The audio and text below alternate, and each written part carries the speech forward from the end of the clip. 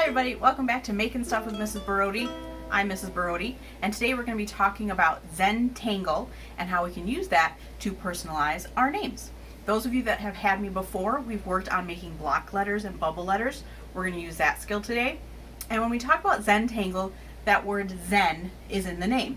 So we're going to be talking about just simple, relaxing, not stressing about it, just going with the flow and having a good time. Okay? Let's go. Alright guys, so let's talk Zentangle. Like I said in the intro, it's kind of a Zen sort of thing. You just kind of go with the flow. It's not supposed to be stressful. You're just making designs. And those of you that are current students on our Google Classroom page, I have a file there that I'll upload with the video that has a few examples of designs step by step how you can do it. But the rest of you, and even my current students, you can absolutely go online and just look up Zentangle patterns, Zentangle how-to, beginner Zentangle, and it's going to give you tons of options, okay? Or just do your own thing. The first thing you have to decide is, one, how big a piece of paper are you going to use? This is a squarish sort of paper. The other example I'm going to show you that's finished is a rectangle, and it's much, much bigger, and it took a very long time. You could do it small as a note card to practice on. You could do little post-it notes. So number one, size of paper. Number two, are you going to add a Zentangle design inside your word or outside your word? Now for mine, I did a name of my friend's cat, but you could do something like hope, fun, awesome, whatever you decide to do. I'm going to show you how to make some block or bubble letters, and my design is going to be inside my word today. And I think, let's see, I like the word hope right now. So I could do hope right across the middle. I could do hope diagonally. I could do H-O-P-E and make a random design. On my other one, I traced some letter stencils, but most of us don't have those lying around. So to make block letters, the easiest way I have found to show people how to do it is to just make the regular letter. So I think I'm going to make mine diagonal, just like my other design. So I'm going to lightly, always have my pencil, always have my eraser just in case, lightly write the letters to kind of space out where the word is going to be. And this is probably so light that you can barely see it, right? So getting a little bit closer, very light lines, okay? Now, what I'm going to do is sort of draw around these lines to make them like block letters, okay? So for the H, I think this is one of the easiest ones. If you're worried about block letters and things, the letters, capital letters are usually easier because they have a lot of straight lines. They don't have a ton of curves. Like the letter E, capital, is going to be a lot easier than the lowercase e. So for my H, I have this line here that I started with. So I'm going to bring another line out from there and turn that into a rectangle. I'm going to do the same thing with the other side. And then in the middle. Now this isn't a very fat H. I don't think I'm going to fit a whole lot of design in there, okay? So handy dandy eraser. Maybe I'm going to do a bubble letter instead. That might work better. So again, still making that letter H. So I have a basic shape, but now I'm actually going to make these kind of curvy lines outside and around those other lines, okay? So these were the basic lines for the H, and now I've made the curvy lines around it. You can have the letters touch, you can have them overlap, especially if you're going to have the design on the inside. That might look interesting.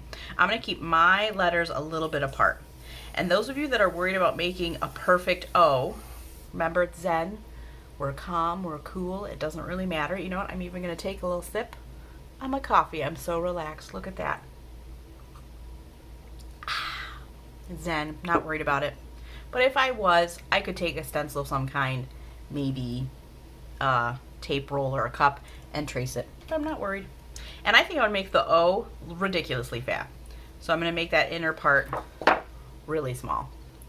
And then for my P, again, making that kind of curved line around that outside edge. And again, we're going to do the same thing with the P. Why not? And then my E, I think I'm going to make that bottom part like crazy big. All right, so step one is done. I have my letters. They look okay. I think I'm happy with that. Now, traditionally, a lot of the Zentangles that I've been seeing have to do with black outlines, black designs. If you don't have Sharpie markers, even if you don't have a variety of sizes of Sharpie markers, use a regular black pen. Use a black colored pencil. Use a dark colored pencil. I would say crayons, not great for this. I would say oil pastels and chalk, not great for this. But things with small tips on them are going to be where it's at. So I'm going to take this ultra fine tip Sharpie. And again, I've been talking about this a lot on my channel, is we're always pulling our lines towards ourselves. We're not pushing away. So I am going to be very careful. But again, remember, I'm older than you. I've done this a lot. I'm very good at tracing. So I can do this in one shot. Hello. But for maybe you can only go like this, and then you need to turn your paper. So if I'm going to start on this line, I'm actually not going to start at the point. I'm going to start a little further up, trace the line carefully, and then keep going, and that should give us a nice clean transition. If I start right here, it's going to be like kind of a blop of black, and it's not going to look good. No bueno.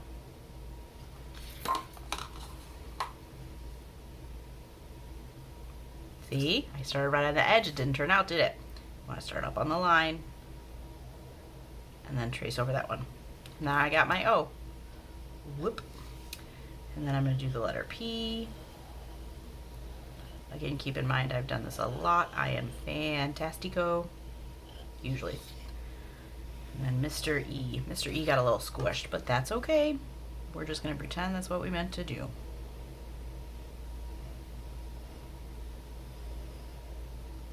And now I have my word. Before I start on my designs, I need to take my eraser and erase the pencil lines on the inside. Be careful. I can't tell you how many times I started drawing with a Sharpie and then immediately erased. Smeary smear. Okay? So I ended with the E. I'm going to go back to the beginning and see how I'm holding my paper nice and tight. That way, it's not going to crinkle and I won't wreck it. Okay? So just gently, carefully, and because I use such nice light lines, when I'm done erasing, you're never ever going to see all that sketchy mess that I had. All right, so when we're doing Zentangles, again, just going with the flow. So I have these nice curvy letters, so maybe some of my designs are going to be nice and curvy. Or because I have these nice curvy letters, maybe I want my designs to be a little bit more linear and angular. So when we do this, inside my letters, I'm going to start down here. You can use a pencil first and then trace over your design. On my finished one, there were a few designs that I wasn't sure I could do, so I definitely use the pencil first and then I traced it over with the Sharpie marker. So down here, maybe I want like a twisty curlicue, and I'm doing mine nice and dark so you can see. Your line should be a lot lighter. And then I can go up like this. Now, when we talk about our Zentangle patterns, there's going to be tons of things in here. So you almost want to make the design stop in their own little area. So this is touching the edge. I might do another little curlicue over here, touching the edge or getting close to it. Whoop. So then I'm going to fill in this whole thing with my curlicues. And then I can trace over it with my Sharpie markers. If you have different sizes, go for it. You can have lots of different lines, and I'll show you in my other one in a second. So again, pulling, not pushing, my lines. And you guys are going to do way better at this than I am. I'm just kind of rushing, so I have a few things to show you. And you can do a million different designs. You could fill this whole thing up just with curlicues, and that would be okay. All right, so I have some curlicues over there. Maybe in the other one, I want some curved lines. So this one I'm doing my marker because I know I can do this. I've done this kind of design about a million times. And it doesn't matter if your final design isn't quite what you thought it was going to be, because no one can see inside your head. No one knows what your intention was, right? Inside my own head, I might have pictured this a little differently, but it's not turning out that way, and that's okay. Okay, so now I got some curved lines over there. Maybe one more big one to kind of block it off a little bit. Okay, I could do, let's see, over here, maybe if I want to do some angular lines, that would be okay.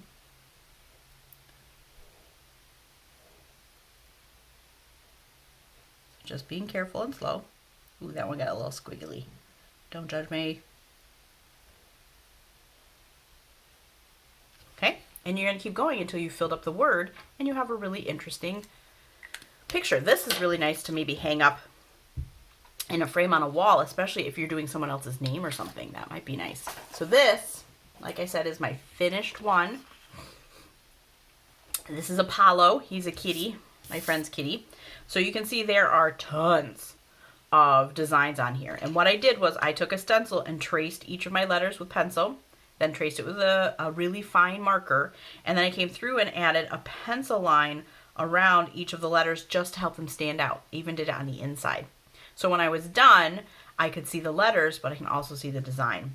And I definitely used a pencil for some of these. These little tricky ones here, ooh, I used a pencil and I erased a lot before I got it right. And I repeated some of the patterns in a few places just to tie it all together. But I did tons of different things. And I would say most of these, especially these guys and these weird like beehive things, I looked up designs online and I took inspiration. I copied some of them, but I also made some of my own, okay? And I filled in all the extra space with some circles and colored in between them just to fill it in a little bit. Pretty nifty, right? I might even frame this. It turned out so awesome. I'm very proud of this. And I used poster board because it's nice and thick, but you could use really nice drawing paper, Post-it, whatever you want, okay?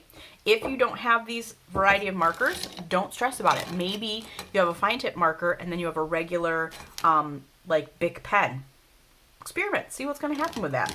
When you're all done with this, I've seen a few, when I'm all done, some people came back with gel pens and colored pencils and then colored in all the designs, or they colored in the word so it stood out. Whatever you do, just remember it's Zen. It's supposed to be calm, cool. Look, I'm drinking my coffee, not stressed at all. Okay? Make sure you upload pictures if you're one of my current students to our Google page, or email them to me. I want to see it. And whatever you do, make sure that you are being safe, you are being kind, and you are being creative. And I'll see you next time. Bye!